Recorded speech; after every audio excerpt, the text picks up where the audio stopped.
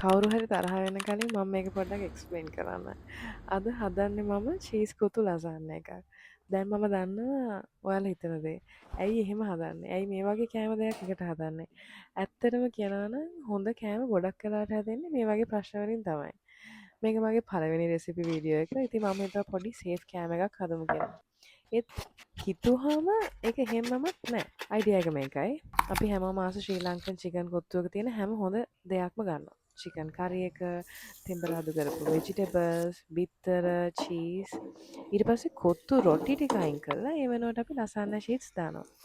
Simple. හැබැයි ටිකක් ෆැෂනබල්. හැබැයි සිම්පල්. මුලින්ම චිකන් කරි එක අපි හදනවා. අපි චිකන් කරි එක හදන්න ගන්න චිකන් තයි. මොකද ඒක ගොඩක් ජූසි. කුක් කරද්දී උනත් ලේසියෙන්ම ඩ්‍රයි වෙන්නේ නැහැ. දැන් මේ වෙද්දි කිචන් එකේ සුවඳ නම් අර ඉරිදවල්ට එහා ගෙදර ආන්ටිගේ කරි 3-4ක් හදන වෙලාව වගේ. හරිම සුවඳයි.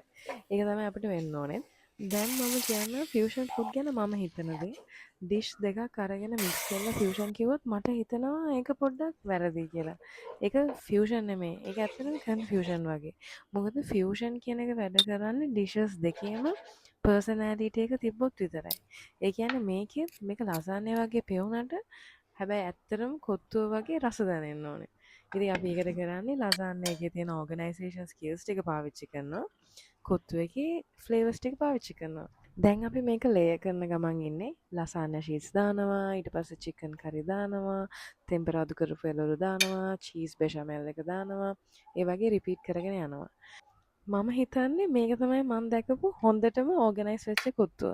මේක නිකන් හොඳට ස්ටැක් වෙලා තියෙන හරිම සිවිලයිස් විදියට ඉන්න කොත්තුවක්. මේක තමයි මගේ ෆේවරිට් පාර්ට් එක. මොකද ලේයර්ස් ටික දැන් එකිනෙක අඳුර ගන්නවා වගේ. හරියට මිනිස්සු වගේ. ඇත්තටම හොඳ දේවල් වෙන්නේ වෙනස් බෑග්ග්‍රවුන්ඩ්ස්, වෙනස් අයිඩියාස්, වෙනස් කල්චර්ස් එකට ආවම.